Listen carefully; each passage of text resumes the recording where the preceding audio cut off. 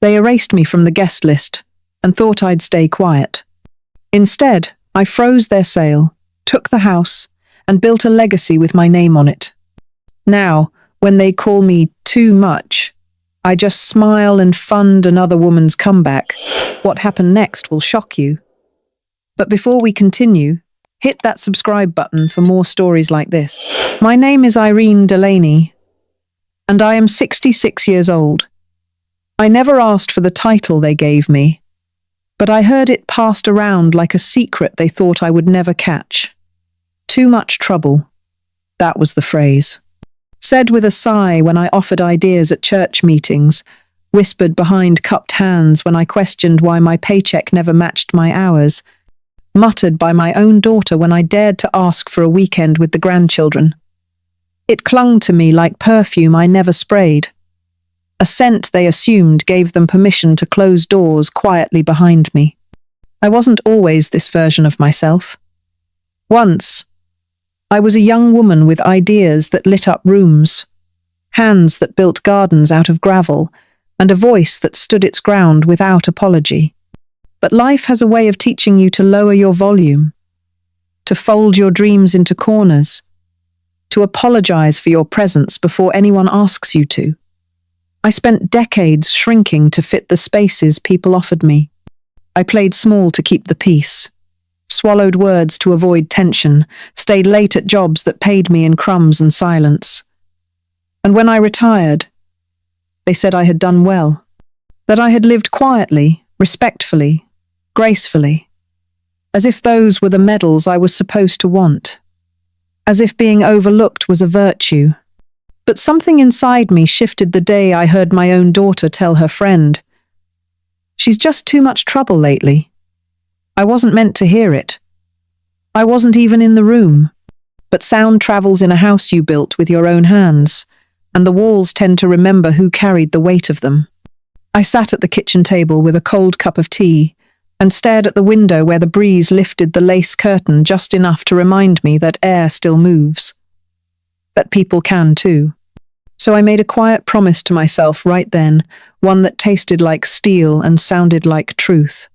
If being visible, opinionated, and unshakable made me too much trouble in their eyes, then it was time I leaned into it fully. Not to be petty, not to be cruel, but to remind them that trouble is only a problem when it's underestimated. And I have spent a lifetime being underestimated. They called another meeting without even asking if I could make it. Just sent an email with the time already set and the agenda already written.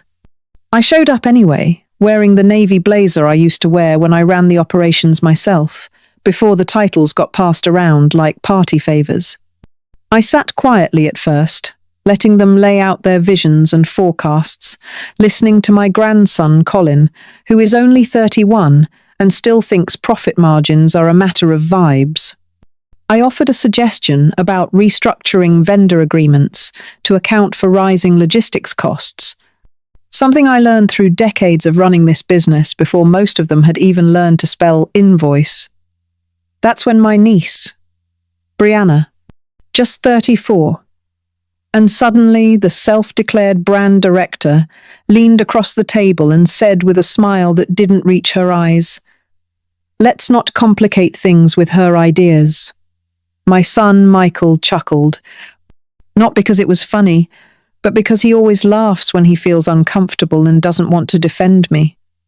The rest just nodded and went back to their glossy PowerPoints, like I was part of the wallpaper. I looked around that table, at people who shared my blood but not my memory, not my sacrifices, not my scars. These were the same people who used to cry when I kissed their scraped knees, who I carried through divorces, layoffs, and illnesses, and now I was a relic in their eyes. I sipped my tea, waited until they finished talking about rebranding the company I built, and said nothing, because something shifted in me that day.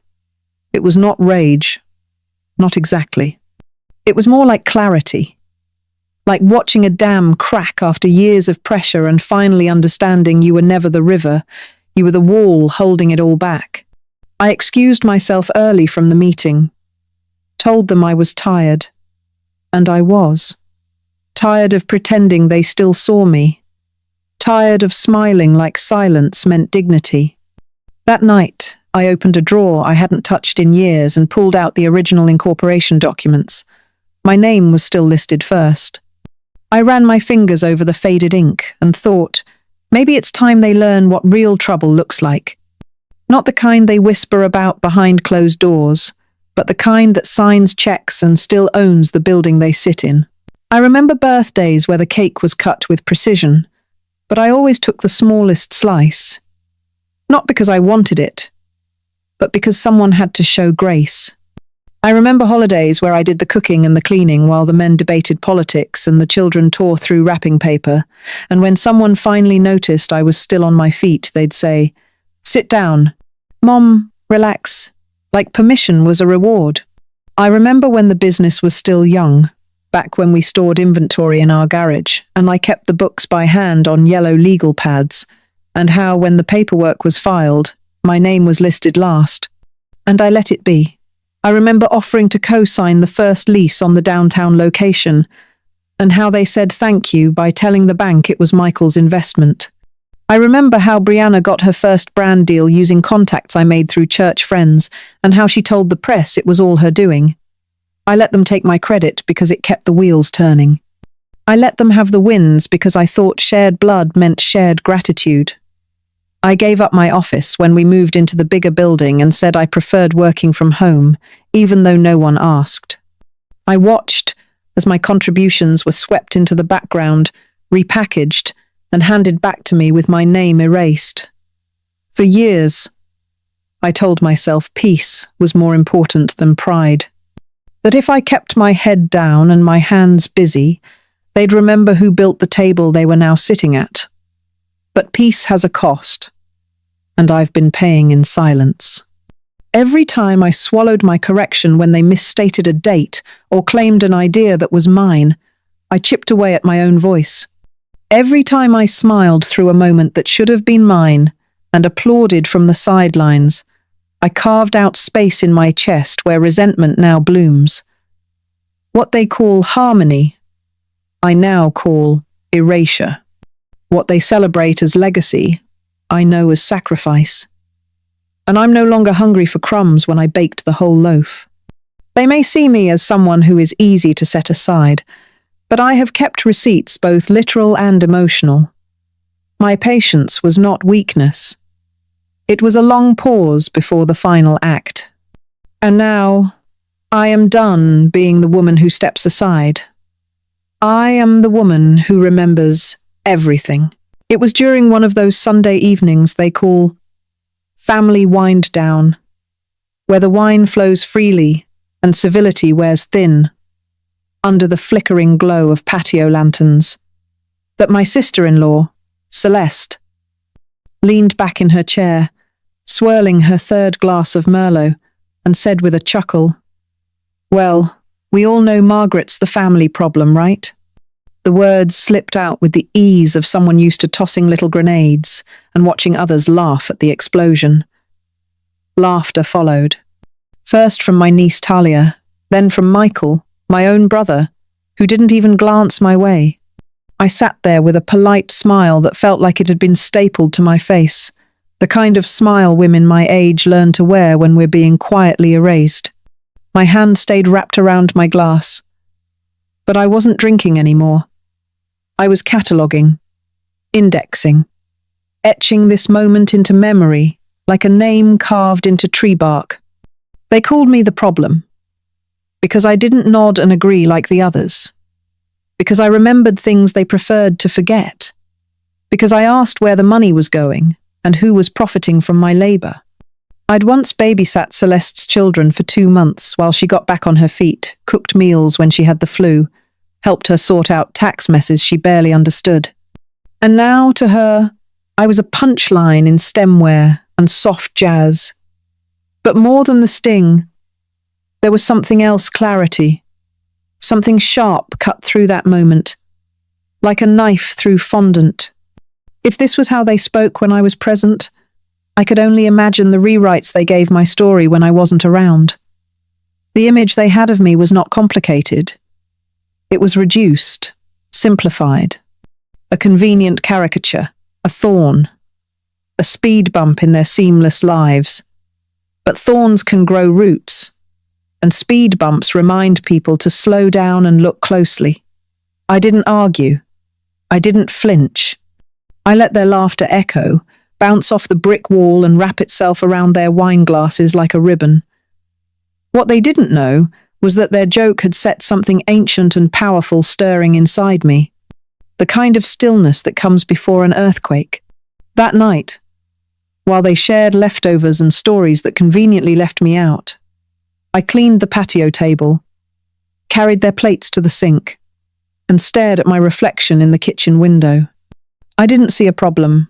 I saw a reckoning, and I knew exactly where it would start. The attic was hotter than expected, the kind of heat that settles in your bones and makes even cardboard smell like memory. I hadn't been up there in years, not since the last round of holiday decorations got shoved to the back behind forgotten toys and brittle wreaths. But that night, after Celeste's wine-soaked jab, I couldn't sleep. Something itched at me, a quiet insistence in my chest, like a thread tugging from inside. So I climbed the creaking stairs with a flashlight and a purpose I didn't fully understand until I found the brown box labelled Dad's Old Files. It was buried beneath a moth-eaten quilt and 2 cracked photo frames, but the handwriting on the box made me pause. I remembered that cursive. Neat, deliberate, stubborn, just like him. Inside were folders, brittle with time but still intact, full of deeds, tax documents, and scanned copies of old legal agreements. I sifted through it slowly, careful not to tear anything, until I saw it. My name, Margaret Elaine Kessler, typed clean and centered under the words co-owner. It was on the original deed to the lakefront property, the same land my father bought when I was in college and promised would always belong to us girls, though that promise faded over the years into something more like folklore. Still, there it was. My name, my signature, notarized and legally binding. I sat down hard on a dusty footstool, the paper trembling slightly in my hands, not from emotion, but from the weight of what it meant. They thought I had forgotten. That I had quietly bowed out of the narrative, content to play the aging aunt who brings potato salad and keeps her questions to herself. But I hadn't forgotten. I had just been distracted with caregiving, compromise, and the endless act of being polite. That paper wasn't just a document. It was an anchor, a receipt for decades of loyalty they assumed came free. I placed it gently in a folder, tucked it under my arm like a tucked-away secret, and descended those attic stairs feeling taller.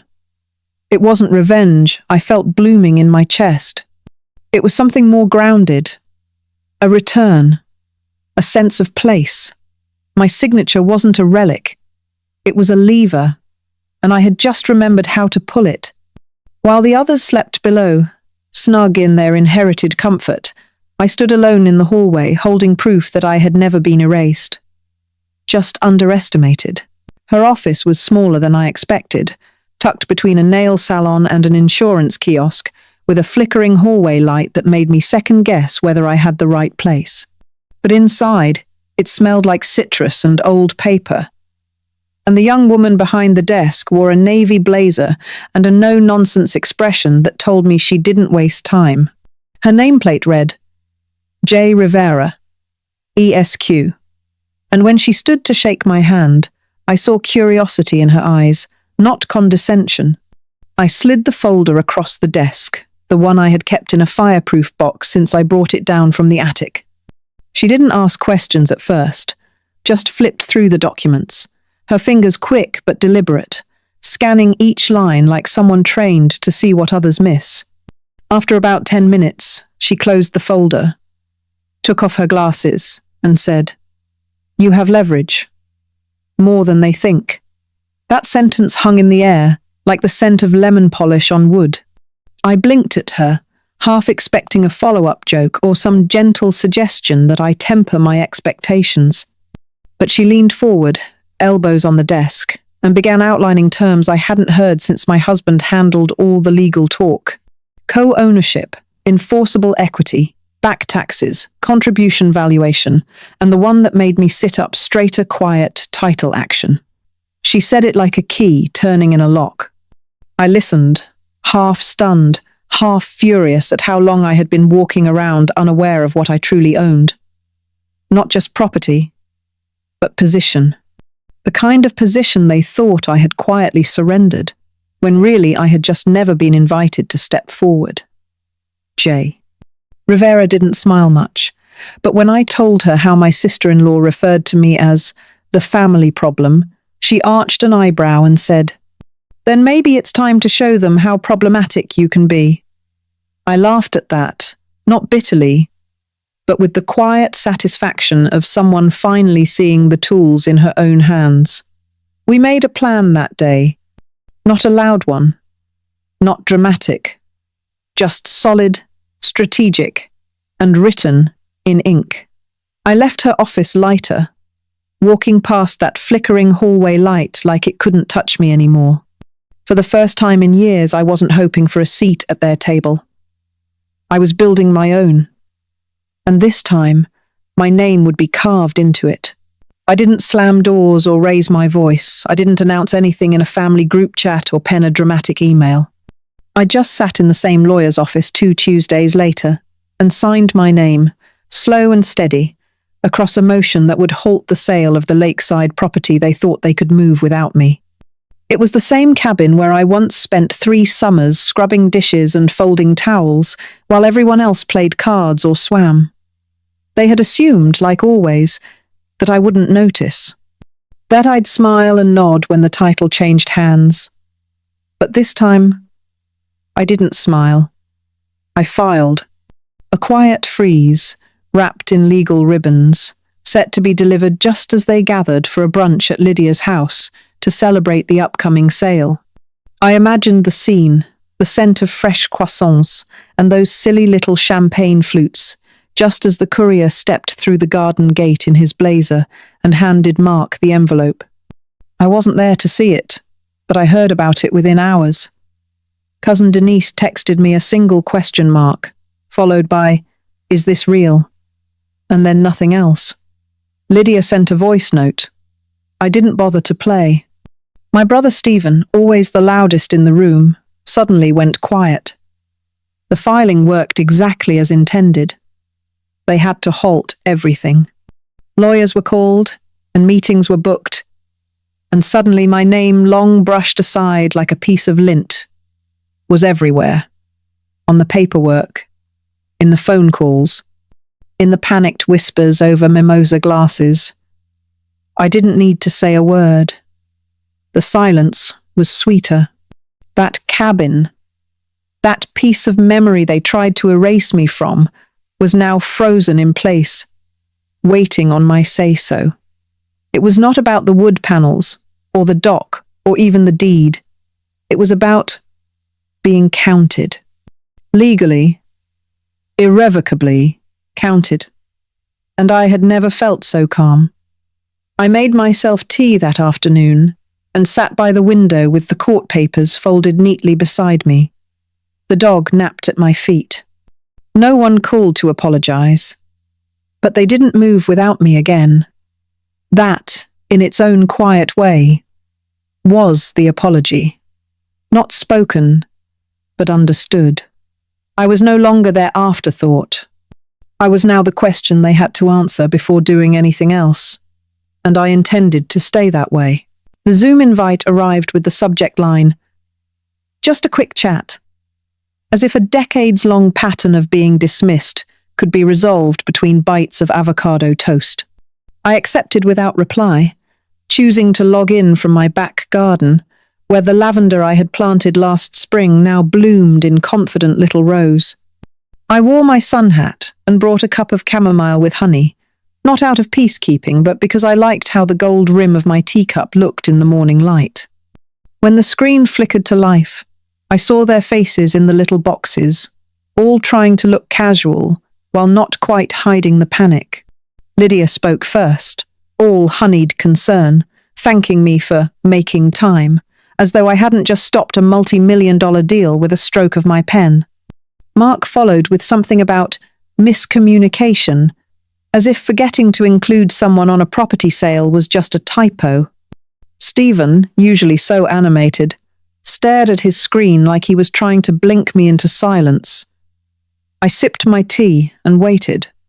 They danced around words like responsibility and entitlement, trying to make me feel unreasonable for daring to assert what had always been mine. But I didn't argue. I nodded slowly, the way you nod at a child who insists they didn't steal the last cookie with crumbs still on their chin. I let them spin their narratives until Lydia finally asked, "So what do you want?" I let the question hang, as light as the breeze rustling through the hydrangeas behind me. "I want to be treated like I matter," I said, "not as a courtesy, as a condition." The silence that followed wasn't awkward. It was overdue. I closed my laptop gently and placed it on the side table. The garden was warm, and the bees were busy, and somewhere a neighbour was mowing their lawn. Normal life went on, indifferent to family dramatics and fragile egos. I finished my tea and smiled, not because I had won anything, but because I had finally stopped playing a game I never asked to join. They had gathered to smooth things over, but I had not come with an iron. I had come with boundaries. And boundaries, once drawn clearly enough, tend to hold even when voices tremble. I returned to pruning my roses. The Zoom call stayed open, blinking into nothing. It was an email at first, tucked quietly into my inbox beneath store coupons and shipping confirmations. The subject line simply read, "I've been thinking," and it came from my younger sister, Caroline, the one who had always played Switzerland while the rest of the family drew lines and threw darts. She had perfected the art of neutrality over the years, keeping her hands clean by staying silent, by smiling at both sides, by pretending not to notice the mess as long as the wallpaper stayed up. But something had shifted. Her message was long, thoughtful, with sentences that unspooled slowly like threads from a cardigan she no longer wanted to wear. She wrote about the nights we shared a room, and how I would defend her when she was too afraid to speak. She wrote about the time Lydia took credit for her marketing pitch, and how she let it go because raising a fuss would have meant being lumped in with me, the troublemaker. She said she had watched them push me aside over and over, sometimes with sharpness, sometimes with smiles, but always with intent. And she admitted something that made me pause mid-sip of my morning coffee. She said she had always admired me. Not just now, with the legal filings and the backbone, but always, even when I was quiet. She said my silence had never been weakness, just the kind of strength that doesn't perform for an audience. And then, at the end, one line that made my throat catch. "I'm ready to stop watching." Later that week, she showed up at the family meeting with her hair down and her voice steady. When they tried to pivot the conversation away from my name, she brought it back like a boomerang. When Lydia laughed nervously and said, "Oh, come on, this again," Caroline didn't laugh. She folded her hands on the table and said, "No, we are going to talk about this." The air changed. Not dramatically, not with thunder, but like the first breeze after a long, stale heat wave. Someone who had never picked a side had just chosen one. And she chose it clearly. She looked at me, not for approval, but with solidarity. In that moment, I felt less like a problem and more like a mirror finally being acknowledged. Her voice had always been soft, but now it echoed in all the right places. The courtroom didn't care about smiles or tone or how many family brunches they'd hosted over the years. There were no polite nods, no shared glances over teacups, no carefully worded dismissals softened with faux concern. This wasn't the dinner table where they could cut me off mid-sentence or change the subject when things got uncomfortable. The judge sat high and silent, a presence carved out of patience and ink. And all she wanted was the truth wrapped in documents and signatures. My lawyer, Rachel, arrived with a stack of labelled binders, each one heavier than the silence I'd carried for decades.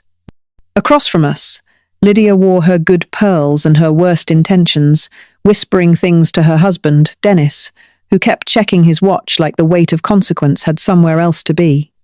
Their attorney tried to spin things in warm tones, calling the situation a misunderstanding, a clerical hiccup, a minor oversight in an otherwise loving family dynamic. He smiled as if we were all going to laugh about this over wine later. But I didn't laugh. I didn't flinch. When Rachel stood, she didn't raise her voice. She opened the binder to tab A and began to read.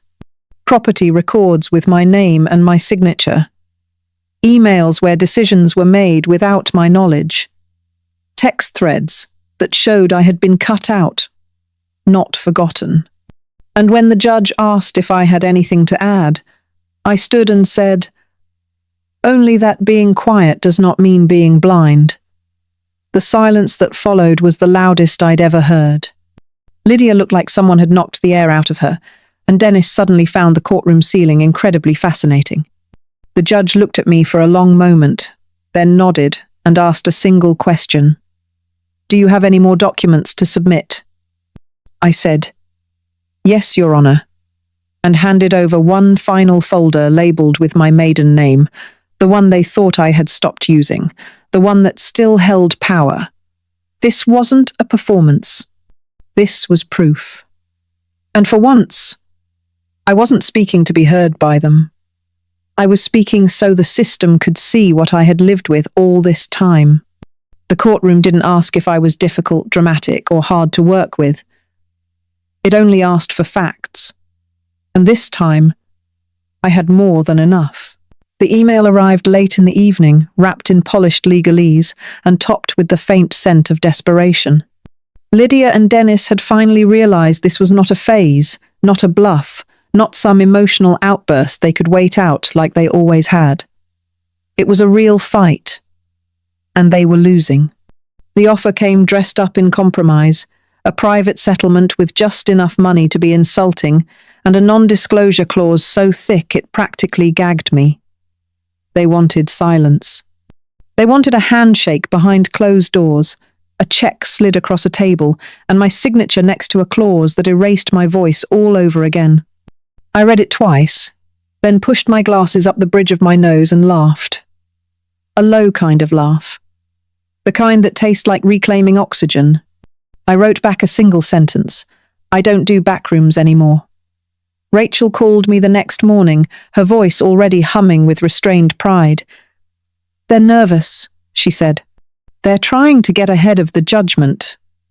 I told her I didn't want to get ahead of anything. I wanted to stand in the middle of it, arms crossed, chin lifted, every word on paper and every truth exposed. We drafted a counteroffer that wasn't about revenge or vengeance or punishing them the way they once punished me with their silence. It was about exposure, about setting a precedent, about forcing them to say my name aloud in public spaces they once tried to exclude me from.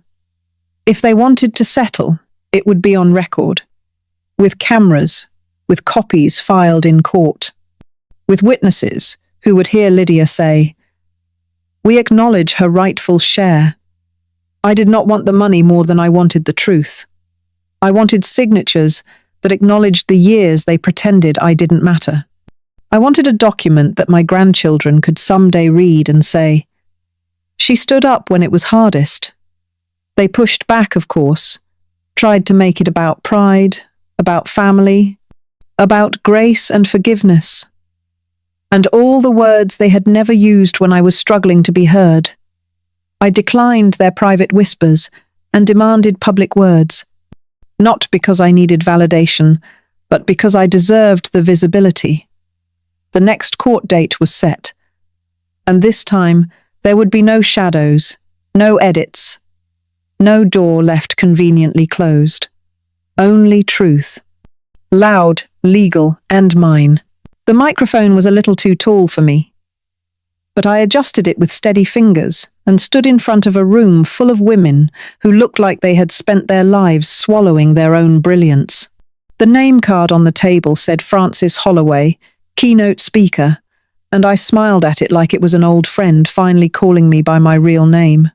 The invitation had come from a younger organizer who had seen a snippet of the court transcript on social media and messaged me with trembling admiration. I was hesitant at first. Speeches had never been my armor. I was more of a quiet resistance type, the kind who fought with silence and paperwork. But this felt different. Necessary. The room hushed, and I began. For years, they called me too much trouble, too opinionated, too involved, too loud when I asked where the missing receipts were, too emotional when I said I deserved a vote, too persistent when I asked a second time, and then a third. A few women nodded. One dabbed the corner of her eye. I kept going. They thought too much would scare me into silence, but it gave me volume. It gave me proof that I wasn't imagining the dismissal, the shrinking, the pats on the head, instead of handshakes. So I stopped making myself small. I stopped apologizing for being thorough, for being invested, for being hard to steamroll. I started writing everything down, and then I filed. Not a complaint, a declaration. Laughter, low and sharp, rippled through the room. I breathed deeper. They said I was the family's biggest problem, so I became one. A lawful, strategic, unavoidable problem. One who no longer showed up quietly or left without a record. The applause started soft, and then swelled, like the tide coming in after years of drought. Later, they posted a clip online. Just 37 seconds of me standing there, grey hair pinned neatly, pearls at my throat, saying, "Too much trouble is exactly enough when you've spent a lifetime being told you're not enough at all." It went viral. Comments poured in. Women tagged each other. "This is you. This is us. This is what I needed to hear today." And for the first time in decades, I felt seen not just as a survivor of erasure, but as someone rewriting the meaning of being too much. Not a burden, a blueprint. The first invitation I didn't receive was for my nephew's engagement dinner, a clinking glass affair at a downtown steakhouse. I used to frequent with my brother, before I stopped splitting the bill and started splitting the truth. Then came the baby shower for my sister's youngest, which I only knew about because someone accidentally posted the RSVP list in the family group chat I was still technically part of, though no one replied when I sent a congratulations message with 3 carefully chosen emojis. A sunflower, a heart, a cradle, polite, painless, then silence. No reply, no thanks. Just the ghost of a read receipt that hovered like a shrug. For years, I would have tried to fix it, bought a gift anyway, sent a handwritten card with a verse about blessings and beginnings and how family always comes first. But that version of me is gone. Now. The woman who used to stitch herself into gatherings just to prove she belonged has hung up her thread and needle. These days, I spend Sundays in the garden with a pot of chamomile tea and a playlist of old French love songs no one else in the family ever liked. Peace, it turns out, isn't always a place where everyone knows your name. Sometimes, it's the absence of forced smiles and questions about why you're still making a fuss. I used to dread the silence between holidays, the way birthdays would pass with fewer and fewer calls. Now, I mark those days with little rituals of my own. I buy myself tulips on my birthday, I make butternut squash soup on Mother's Day, even though I never had children. I sit in the living room with my windows open, letting the world come to me in soft breezes and distant laughter. Occasionally, a cousin will text me something cryptic like, "Miss you around," and I'll know they've seen the clip. The one with my pearls and the podium, and the quote that started echoing through women's circles like gospel. Too much trouble is exactly enough. It's become a kind of shield now, a reason people keep their distance. And honestly, I've never felt lighter. Let them have their wine nights and their passive digs wrapped in hors d'oeuvre. I'll be here, arms not open in apology, but crossed in clarity. Because exclusion used to feel like punishment. Now, it feels like freedom. Like the door I didn't have to slam because I finally learned how to walk away without needing it to echo. The renovations started with the kitchen, not because it needed it most, but because it was where I had spent years making coffee for people who never asked how I liked mine. I tore out the beige cabinets they all agreed were good enough, and replaced them with deep green ones. The colour of moss after rain, unapologetic and grounded. The counters are now marble, not laminate.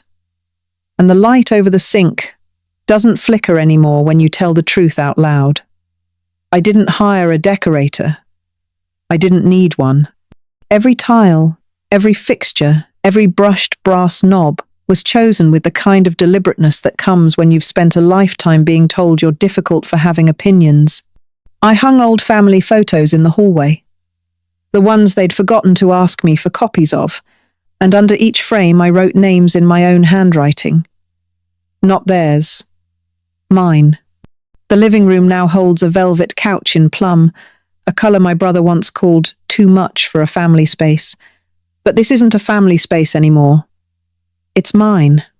The backyard has been transformed too, no longer just a patch of grass for other people's kids to trample on while I refilled lemonades. Now there's a fountain, a reading bench, a row of hydrangeas that bloom heavy and full as if they know they're finally being watered by someone who isn't pretending to be less thirsty than she is. And then, out front, beside the red door I had painted, without asking anyone's permission, I placed the plaque. Bronze. Smooth. Dignified. Etched with my full name in serif letters that catch the sun. This house stands because she refused to stay small. I watched the installer drill it into the brick, each twist of the screw feeling like an undoing of all the times I was told to tone it down, to let it go, to not make things harder. A few neighbours passed by that day. One paused, read it, and said, "Good for her." I didn't correct her. I just smiled. The mail still comes addressed to I, Delaney. But now I open it at a walnut desk in the sunroom, surrounded by walls I chose and books I own and silence I enjoy. The house doesn't echo with voices that once talked over me. It echoes with mine. Finally. Fully. And without apology. It started with a letter from a woman named Dolores in Iowa. Handwritten in careful cursive on lined paper that smelled faintly of lavender and something older than time, thanking me for saying out loud what she'd only ever whispered in her prayers. Then came the emails. Hundreds. Then thousands. Women in their 60s and 70s and even 80s, writing from kitchens and assisted living rooms and studio apartments with peeling linoleum floors, all of them echoing the same quiet ache. I thought I was the only one. I read every word, every story, until the silence that had once wrapped itself around my life like wool started to feel like fuel. I didn't want to just be a story that went viral once. I wanted to be a starting point. So I took a portion of the settlement money, the part they thought I'd squander on cruises or a new car, and I started drafting paperwork. The Too Much Foundation was born 6 months later, housed in a modest brownstone that used to be a dental office. We painted the walls soft gold and set up a small library, a legal help desk, and a kitchenette stocked with proper coffee and cardamom shortbread. Women, over 60, came through our doors and filled out forms, not for charity but for choices. Second career scholarships, housing advice, business startup grants. One woman launched a late-life catering company called Stirring the Pot. Another went back to school for art therapy and brought her first paintings to hang in our meeting room. Every time I saw one of them hold their head a little higher, I remembered what it felt like to be called trouble, to be dismissed with a smirk, to be talked over and under and around. Not anymore. Now, when someone calls me too much, I don't flinch. I lean in. I look them dead in the eye and say, "You're not ready for what's coming next." Because I'm not here to make myself smaller for anyone's comfort. I'm here to make room for Dolores, for myself, for every woman who was told her time had passed, when really it was just beginning. And someday, when they ask what I left behind, I hope they don't point to the house or the court ruling or the plaque by the red door. I hope they point to the women standing tall inside that golden-walled space and say, "She made this possible. She refused to stay small. So we didn't.